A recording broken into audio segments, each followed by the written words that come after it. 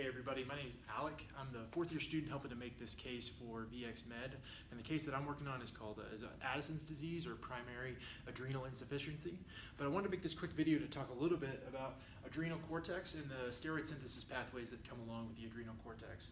I remember when I was studying for step one, I always thought that this mass of enzymes and steroid hormones that you needed to memorize was just a total mess. And so I spent a lot of time trying to develop a way to remember this pretty quickly and in a way that kind of made sense in my brain. So I'm just going to share that with you guys real quick in this video, and then hopefully it'll help make things a little bit more clear. So when we're talking about the adrenal cortex, we're really talking about three regions, right? Adrenal gland sitting on top of the kidneys, right? So there's an inner medulla. We don't care about that right now, but what we do care about is this outer region. It's called the cortex, and there's three areas there. I remember my teacher in my cell biology course, he called it Grand Funk Railroad, which was an old band from the 70s, but that's GFR. A lot of people just remember GFR, but that stands for glomerulosa, fasciculata, and reticularis. Those names aren't super important, but they do tell us three different regions so that we can remember. So I'm just going to put that up here, G, and then F, and then R. And then those three regions, really what I want you to remember about it is that G goes with salt, F is for sugar, and then the reticularis region is for sex. So salt hormones, sugar hormones, and sex hormones. And I know you guys are Alec, salt, sugar, sex, that doesn't tell me anything, but it does. So think about the hormones that we're talking about here. So the salt region, that's going to be aldosterone.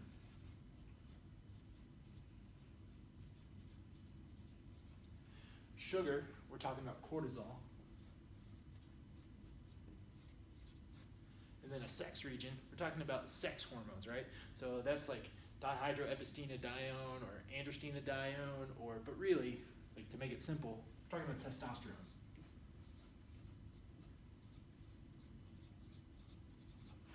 So, aldosterone, cortisol, testosterone. Those are the ultimate goal of what we're trying to make in the adrenal cortex. So these are all these hormones that we need to function, right? So how do we get there? Well, we start with something that everybody should know. You hear about it enough. It's called cholesterol. So we got to start somewhere. We start with cholesterol. Cholesterol is going to be the backbone for all of these steroid hormones, okay? And then depending on what region we're in is going to tell is going to be what enzymes are there to make these hormones down the line, okay? So we're going to start with cholesterol, and then the first enzyme, there's a bunch of enzymes that are going to be on this board. Really, I only think you need to know a few of them, a handful of them, to really answer any questions that USMLE Step 1 could throw at you. So the first one's the only one that I think you really got to remember, but the good news is it's got cholesterol in the name. So the first enzyme that we're going to use is called cholesterol desmolase.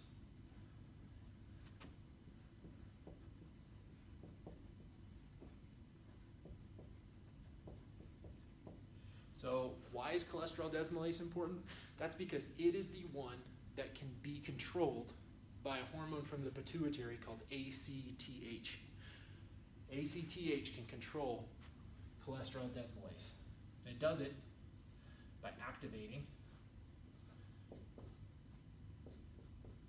cholesterol desmolase. So ACTH from the pituitary, from the brain, can come down to the adrenal gland and say, hey, I need you to start making me some of these hormones, right? So we'll start off with cholesterol desmolase. Okay, cholesterol desmolase is going to make a compound that I don't really think you need to know, but it's going to make pregnenolone. Going to make pregnenolone, which I can't spell, apparently. But again, don't really need to know it. And then from there, pregnenolone is going to branch off, and you're going to be able to make a bunch of different things out of pregnenolone, okay? So let's start with the easy thing. So all I think you really need to know is 3, 2, 1, and 17, okay? It's not that many numbers, right? So you just got to go 3, 2, 1, and then you also got to know 17, all right? So I'll toss 17 over here. Got to know 17. And the reason you don't have to know that many enzymes is because the enzymes actually are going to repeat at different levels. So if you can build this framework in your head, you're going to be able to fill in the rest of the chart, okay? So 3, 2, 1, 3, 2, 1. So this is 3 beta hydroxylase. This is going to be 21 hydroxylase. And then this one is going to be 11 beta hydroxylase.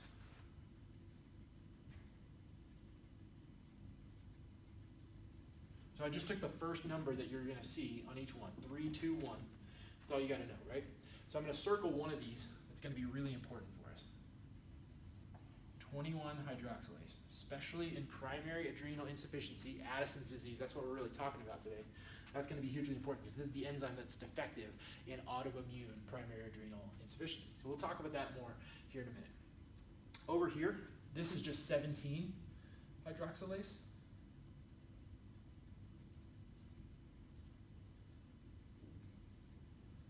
And then there's another one over here that's another 17. It's 1720 lyase. Okay, you're like, dude, way too many enzymes. You're throwing enzymes all over the place. Really, I don't want you to remember these enzymes like specifically. I just kind of want you to remember where they sit, okay? So all we've done is we've said Grand Funk Railroad, GFR, whatever, salt, sugar, sex, but this is granulosa, fasciculata, reticularis. We've separated out all 3 of those. And we've said to move down the chart, we got to go 3, 2, 1. It's a count down. We're going to count down 3, 2, 1. To move across, all we need is 17. So to move from the granulosa to the fasciculata, you're going to need to use 17 hydroxylase. To move from fasciculata to reticularis, you need 1720 lyase, okay? But that's really all we're saying. So let's just kind of start filling some of this in here. So all these are enzymes, right? So we're going to go down here. So that's an enzyme. It's a reaction. It's actually going to make progesterone. You've heard of that. Awesome. Then it moves down. The next one, 21 hydroxylase, is going to help us make another one. And it's like this long name, 11 something, something, something. I don't care. Yada, yada. Who cares? It's not important. We're not even going to remember it. And then you're actually going to have a couple reactions. You have this one plus another one.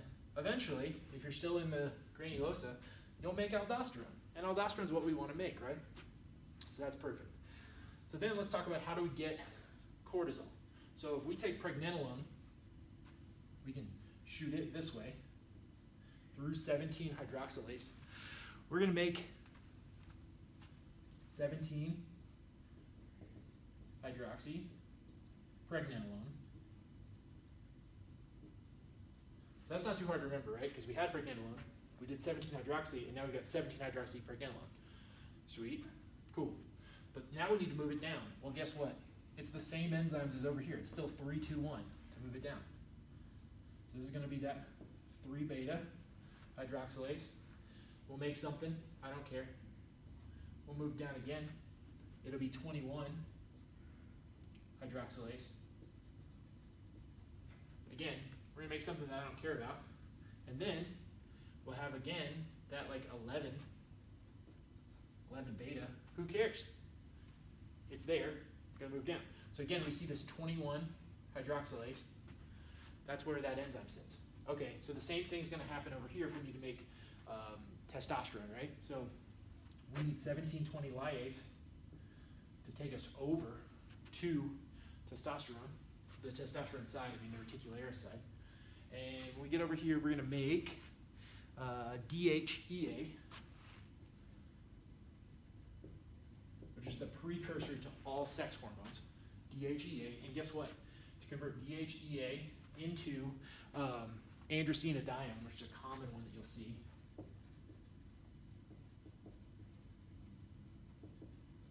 we're going to use, we're on the same level, right? We're going to use 3 beta. So 3 beta, 3 beta, 3 beta. There's that 3 beta hydroxylase again. We're going to use that one. It's going to make androstenedione. And then there's like a bunch of like sex steroid pathways. That's not what I'm here to talk about, so we're just going to leave this here. Please know that there's a lot of other steps. Eventually you'll make testosterone, you'll make some other like estrogen precursors, things like that. So don't really worry about that right now. That's something for another day. But anyway, this is just kind of like my basic framework. All I'm remembering is 3, 2, 1. If I want to move like down this chart, getting to aldosterone, getting to cortisol, getting to testosterone, I try to remember 3, 2, 1. If I want to move across, it's just 17s. So I'm looking for something like 17 hydroxylase, 17, 20 lyase, right? So it's moving across. I like this framework just because it gives me something like if I don't know anything on the test and I'm just trying to remember it, I can like quickly like think through like, okay, 3, 2, 1. So let's talk about primary adrenal insufficiency because that's what this is all about, right? I think to do that, I'm going to mention these hormones again. I call them salt, sugar, sex, right? Let's talk about salt, aldosterone. What is aldosterone going to do? Like, what is aldosterone doing for us? It's going to save sodium.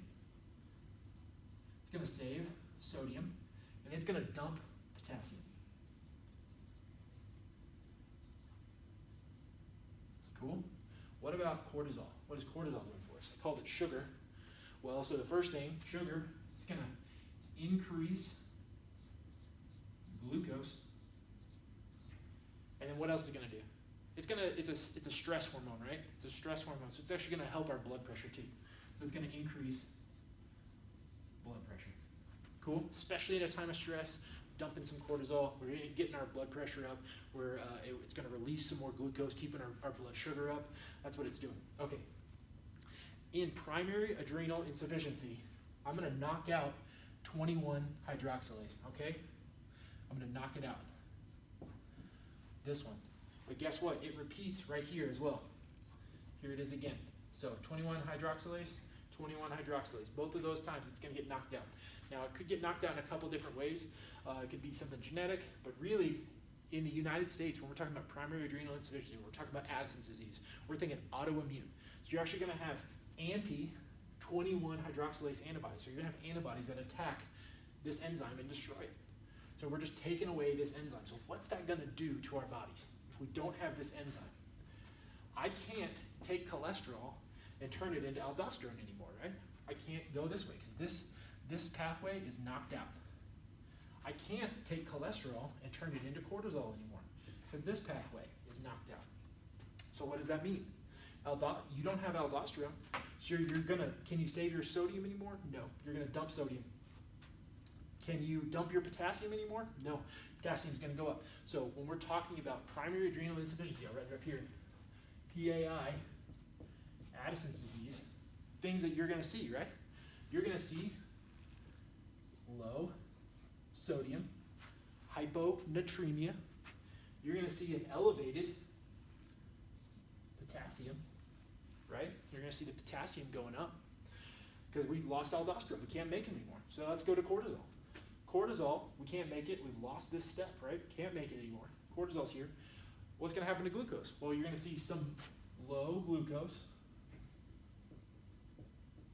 That's usually pretty common. You'll see it low. It's not going to be high. It's not going to be through the roof. It'll be lower end.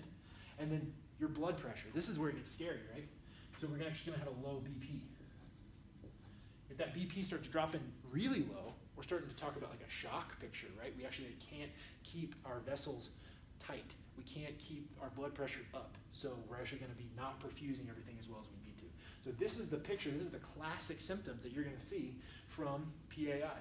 So what other symptoms might we be thinking about? I'm thinking about fatigue. Fatigue is a really common one that comes along with this same thing.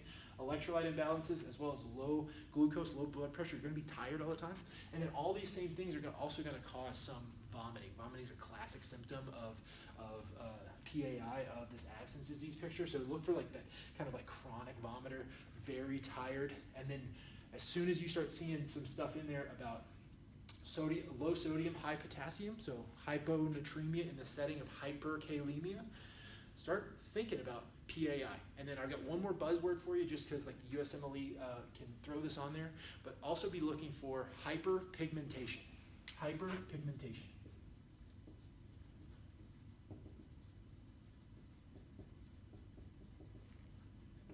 Why are we hyperpigmented, you ask? It's because ACTH right here, this bad boy.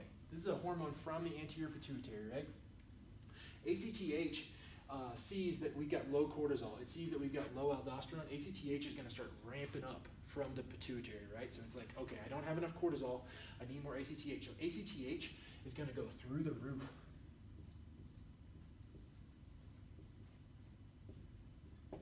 ACTH is going through the roof, okay, to try and tell the adrenal cortex to make more cortisol. Well, it's not responding, so it's going to keep going up and up and up. And so what we end up getting is that ACTH is getting released. Well, guess what? ACTH is part of this bigger molecule that gets chopped up to make ACTH, but it also gets, when it gets chopped up, it makes some other stuff too. One of those things it makes is melanocyte-stimulating hormone. That's MSH. MSH, melanocyte-stimulating hormone. That tells your melanocytes to like proliferate, but it also to like produce melanin, make your skin darker. So patients with especially classic autoimmune primary adrenal insufficiency, PAI, or Addison's disease, they're often going to have hyperpigmentation. And that might be a little clue on your boards to say like, hey, oh, hyperpigmentation. Oh, whoa, their sodium's a little low. Oh, whoa, their potassium's a little high. Hey, their blood pressure is not great. He's sitting at like, 75/40 or something. That's like pretty low. And he's super tired all the time. Man, okay, I'm thinking about PAI. And so that's like my big thing here, just to kind of like quick review again. Cholesterol is going to be our starting thing. And we're trying to make aldosterone, cortisol, and sex hormones, testosterone, right? Cholesterol is our start. The only enzyme you really gotta know here is cholesterol, and that's just because ACTH acts on cholesterol desmolase right here, this bad boy, cholesterol desmolase. Everything else, you just gotta remember 3-2-1, so that's 3 beta, 21 hydroxylase, and then 11 beta. And then here it is again, 3-2-1, and there's the 3 again. And then the only other thing you gotta remember is like 17 hydroxylase moves you from the glomerulosa down to the fasciculatum. So from the salt region to the sugar region, it's gonna move you 17 hydroxylase. And then the only other thing is you'll go 1720 lyase is gonna move you from the sugar region to the sex region of the adrenal cortex. So that's like my quick and dirty on primary adrenal insufficiency and the adrenal cortex steroid synthesis. Please check out VX Med. They're doing some really cool stuff, and so this is all part of a bigger case there on VX Med. So anyway, thanks so much for your time.